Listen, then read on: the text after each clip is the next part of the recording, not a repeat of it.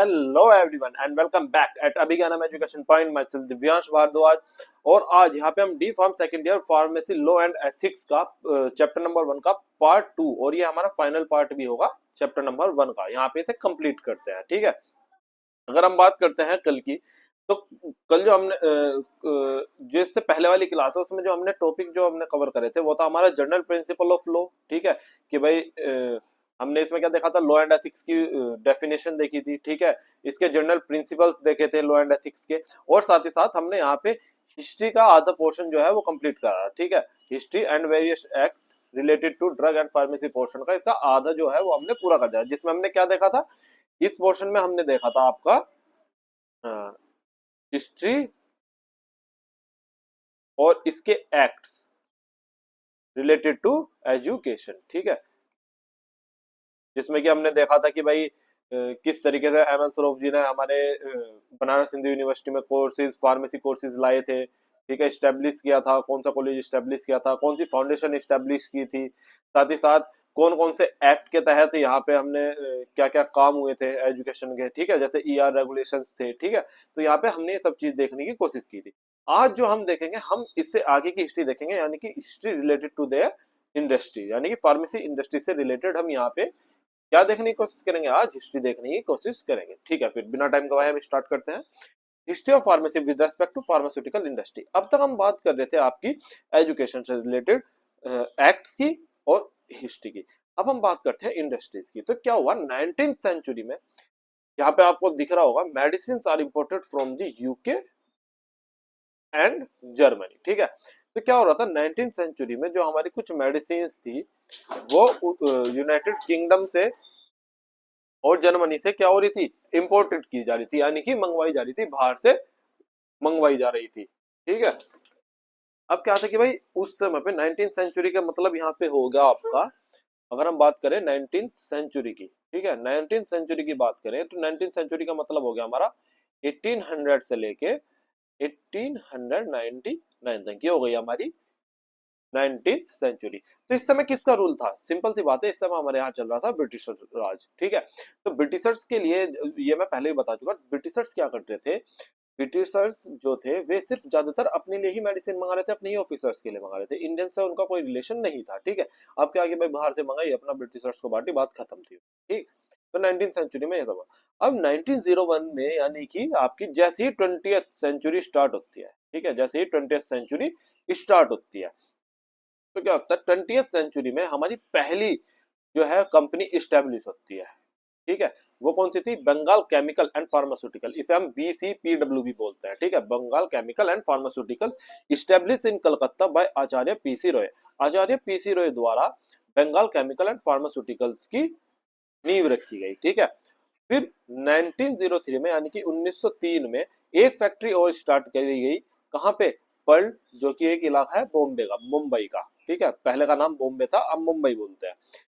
किसके द्वारा, टीके गज्जर द्वारा। टीके गज्जर द्वारा एक और कंपनी, देखो 1901 में हमारी पहली कंपनी स्टैब्लिश होती है, Bengal chemical and pharmaceutical. Second हमारी यहाँ पे किसने नींव रखी, टीके गज्जर ने, कहाँ पे, बॉम्बे में, ठीक।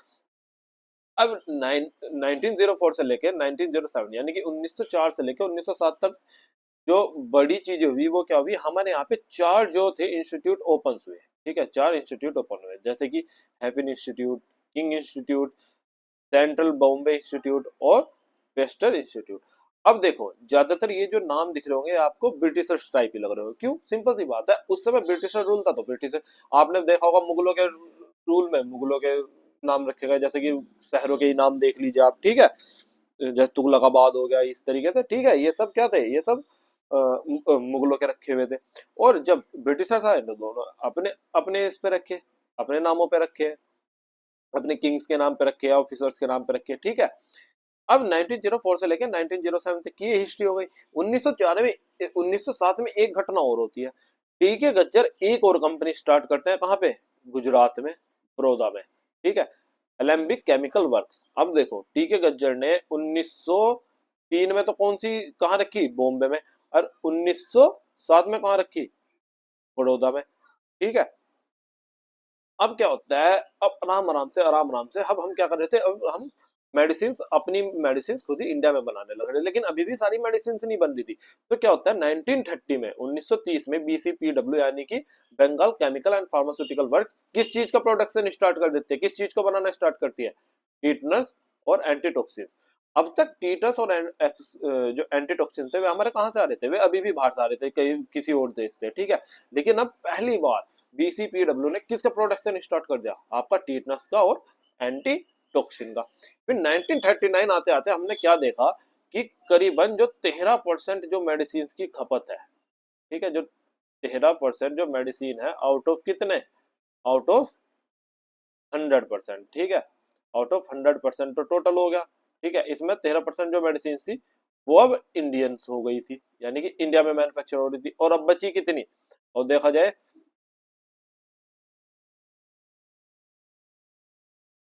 80 जो 87% थी वे अभी भी कहां से आ रही थी, हमारे यहाँ इंपोर्ट हो रही थी बाहर के देशों से, ठीक है। अब आप चाहे कह लो कि यूके और जर्मनी से ही इंपोर्ट हो रही थी, ठीक है। 13, अब क्या हो रहा, 13% मेडिसिन तो अभी इंडिया खुद बना रहा था 100 में से, लेकिन 87% अभी भी बाहर से इंपोर्ट हो रही थी, ठीक है।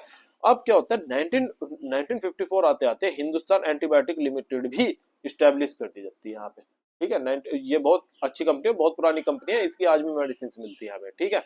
आप देखेंगे तो ज्यादातर जो हमारे जो गवर्नमेंट हॉस्पिटल है उसमें हमें देखने को मिलती है बहुत ही आराम से, ठीक। तो यहाँ पे हमारी सॉरी, यहाँ पे हमारी कंप्लीट हो जाती है किसकी, इंडस्ट्रीज से रिलेटेड आपकी हिस्ट्री। देखो क्या है, ये छोटा सा चैप्टर है, तो यहाँ पे सिर्फ खाली हम इंट्रोडक्शन दे रहे हैं, आगे आगे चलेंगे, आगे आगे हर एक चैप्टर में अलग से रूल एंड रेगुलेशन है, अलग से एक्ट पढ़ेंगे, जैसे कि एक में आ जाए कि ड्रग बिल एक्ट ही पढ़ना है बस हमें, उसमें हमें और कुछ पढ़ना ही नहीं है, तो उसमें हम ज्यादा डीपली देखने की कोशिश करते हैं, ठीक है। अब हम बात करते हैं एक्ट रिलेटेड टू फार्मेसी की, कौन कौन अब तक जो पीछे भी एक्ट देख चुके हैं आप, जैसे कि भाई आपका फार्मेसी एक्ट हो गया, ठीक है, ये सब मैंने समझा चुका। तो अब हम थोड़े से एक्ट और देख लेते हैं जो इंपॉर्टेंट है हमारी फार्मेसी के लिए, जो सबसे ज्यादा इंपॉर्टेंट माने जाते हैं, ठीक है। तो क्या हो गया 1940 में सबसे पहला बिल पास होता है हमारा, ड्रग बिल वाज पास्ड। 1940 में ड्रग बिल पास हुआ, और ड्रग बिल के पास होते ही 1940 में क्या हुआ, हमारा एक रूल बनाया गया स्टार्टिंग में, drug and cosmetic act 1940 and it's rule 1945। अब देखो एक्ट कब बन गया, 1940 में, 1940 में एक्ट बना दिया उन्होंने, कहा कि भाई ऐसा है 1940 में जैसे ड्रग बिल पास हुआ कि भैया अब एक एक्ट निकालते हैं ड्रग एंड कॉस्मेटिक एक्ट, ठीक है, डी एंड सी एक्ट निकाल दिया इन्होंने, लेकिन रूल तो पता नहीं थे। तो अब इन्होंने क्या कहा, एक कमेटी बिठाई होगी, अच्छा मान लो मैं आपका कॉलेज हूँ, ठीक है, अब कॉलेज में कोई चीज गड़बड़ चल रही है, ठीक है, तो आज एक बताया, तो उन्होंने कहा कि चलो भाई ये वाला बिल पास करते हैं, ठीक है, चलो भाई बिल पास हो गया, ये कह लेते हैं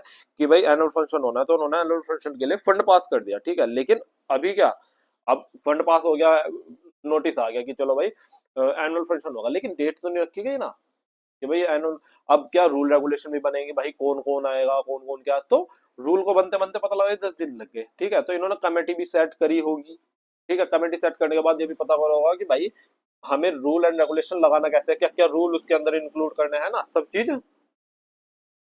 चीज की एक लिस्ट बनी होगी, ठीक है। तो जैसे ही लिस्ट बनती है 1945 में इसके रूल जो है वो आते हैं सामने। तो असलियत में अगर देखा जाए तो ये पब्लिक पे कब लागू हुआ, पब्लिक पे ये लागू होता है आपका 1945 में, 1945 में पब्लिक के लिए लागू हुआ, लेकिन आया कब था, 1940 में, ठीक है। जैसे कि ईआर रेगुलेशन आप देख सकते हो, ईआर रेगुलेशन जो आई थिंक 2000 वाला है, उसमें क्या कर रखा है कि भाई जो मिनिमम क्वालिफिकेशन होगी वो बी फार्म होगी अब, ठीक है। अब तक हम डी फार्म से भी, और मान लो कभी पास हो जाता है इन फ्यूचर, वो मान लो 5 साल बाद पास हो गया, तो क्या होगा कि भाई एक्ट तो आ गया था 2000 में, लेकिन रूल रूल कब आए इसके, रूल आए जी इसके 2030 में, तो इस तरीके से कहा जाएगा, ठीक है। अब इसके बाद 1945 के बाद जो हमारा सबसे इंपॉर्टेंट जो रूल है वो निकलता है 1948 में, ये बहुत ज्यादा इंपॉर्टेंट चीज है ये, और एक ड्रग बिल, ठीक है, ये दो बहुत ध्यान से याद करके जाना और इनके बारे में, ठीक है। तो फार्मेसी एक्ट 1948 ये हमारा पास हुआ 1948 में, ठीक है। इसी के तहत यानी कि इसी के अंडर हमारी 1949 में, 1948 काट देना यहाँ से, ठीक है, 1949 में हमारी पीसीआई स्टैब्लिश हुई। पीसीआई क्या है, हमारी फार्मेसी काउंसिल ऑफ इंडिया। इससे पहले आपने कहाँ पढ़ा है, ईआर रेगुलेशन में पढ़ चुके हैं, ठीक है। अब पीसीआई का काम क्या था, ईआर रेगुलेशन को संभालना, ज्यादातर ये हमारी जितनी भी एजुकेशन रिलेटेड चीज है पीसीआई वो देखती है, उससे रिलेटेड प्रॉब्लम ये देखती है, ठीक है, सब चीज यही देखती है ज्यादातर। ठीक है, आपका लाइसेंस भी पीसीआई ही प्रोवाइड कराती है, रूल रेगुलेशन सब यही जो आप पढ़ भी रहे हो वो भी इसी के बनाए हुए रूल है। ठीक है, इसी का बनाया हुआ सिलेबस है, एग्जाम भी इसी के द्वारा कंडक्ट होते हैं। ठीक है, अब क्या होता है 1954 में एक और एक्ट पास होता है, ड्रग एंड रेमेडीज एक्ट 1954।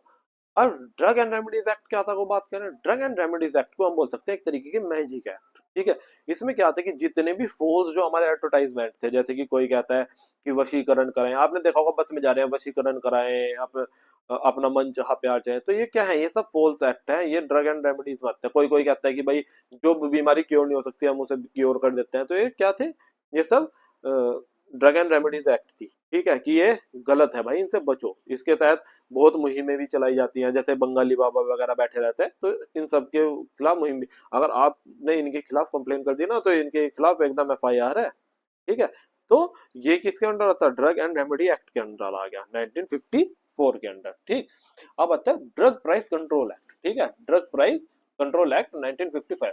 अब इसमें क्या आता है ड्रग प्राइस कंट्रोल एक्ट में, मान लीजिए दो कंपनी है, company A and company B. अब क्या हो रही है, दोनों ही पैरासीटामोल का प्रोडक्शन कर रही है। ठीक है, पीसीएम का प्रोडक्शन कर रही है।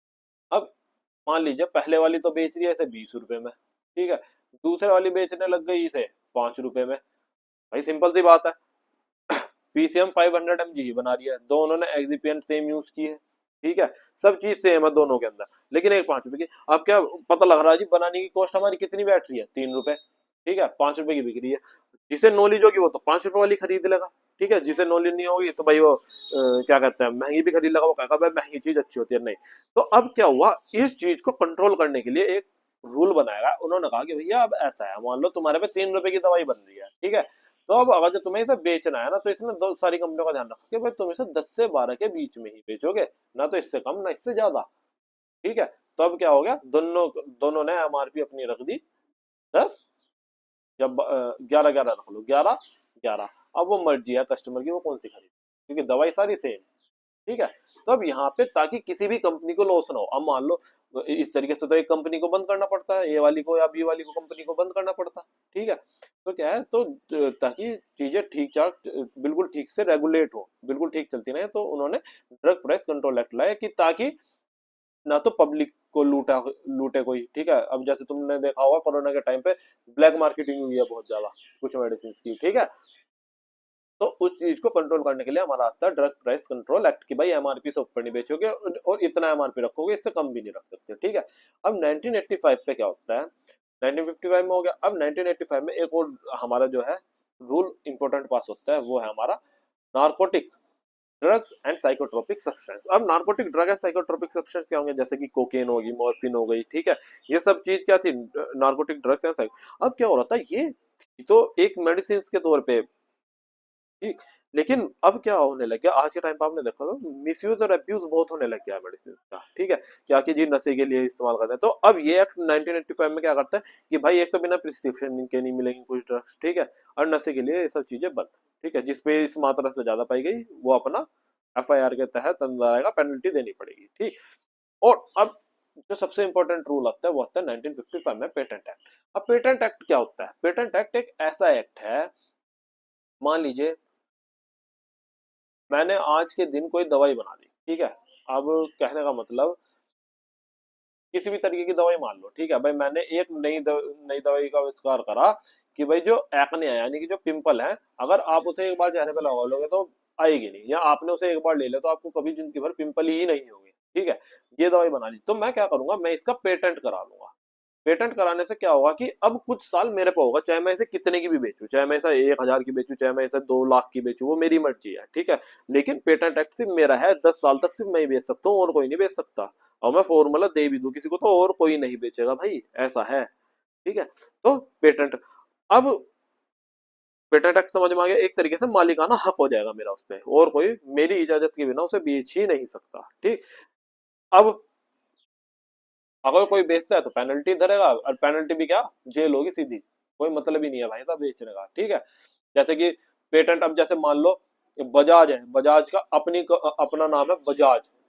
ठीक है, अगर जो हीरो होंडा उसे रखने लगे, भाई साहब एफआईआर हो जाएगी, धरा जाएगा हीरो होंडा। ठीक है, अब यहाँ पे आते हैं हम अपने अलग अगले पोर्शन पे फार्मेसी एज अ करियर की फार्मेसी में हमारे क्या क्या करियर हो सकते हैं। तो देखिए सबसे पहला हमारा हो जाता है फार्मासिस्ट। अब एज अ फार्मासिस्ट हम कहाँ कहाँ यानी कि जो जो नॉर्मली हम जहाँ पे दवाई देते हैं, ठीक है, हॉस्पिटल फार्मासिस्ट हो गया, कम्युनिटी फार्मासिस्ट हो गया, clinical pharmacist. Hospital hospital pharmacist जो हॉस्पिटल के अंदर होगा, कम्युनिटी फार्मेसिस्ट जैसे कि आपके मेडिकल स्टोर्स हो गए, और क्लिनिकल फार्मासिस्ट एक क्लिनिक के अंदर, ठीक है।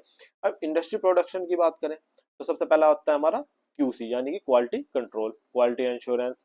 रिसर्च एंड डेवलपमेंट में जा सकते हैं, मार्केटिंग रिप्रेजेंटेटिव जैसे कि एमआर जो आप बोलते हैं, ठीक है, इसमें आप अपना इंडस्ट्री प्रोडक्शन में भी जा सकते हैं।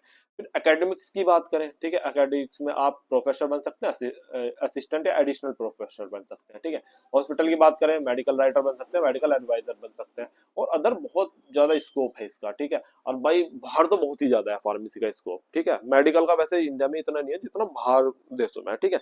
तो आज के लिए इतना ही। यहाँ पे हमारा जो चैप्टर नंबर 1 है, ठीक है, जो चैप्टर नंबर 1 है लॉ एंड एथिक्स का, वो यहाँ पे आज फाइनल हो गया है, ठीक है। अब इसकी जो नेक्स्ट क्लास होगी या फिर जो संडे, जो आने वाला संडे है, उसमें हम क्या करेंगे, अगर जो हमारा सेकंड चैप्टर भी कंप्लीट हो जाता है तो दोनों के एक साथ ही क्वेश्चन आंसर यहाँ पे सोल्व करेंगे प्रीवियस ईयर, ठीक है, और इंपॉर्टेंट क्वेश्चन, ठीक है।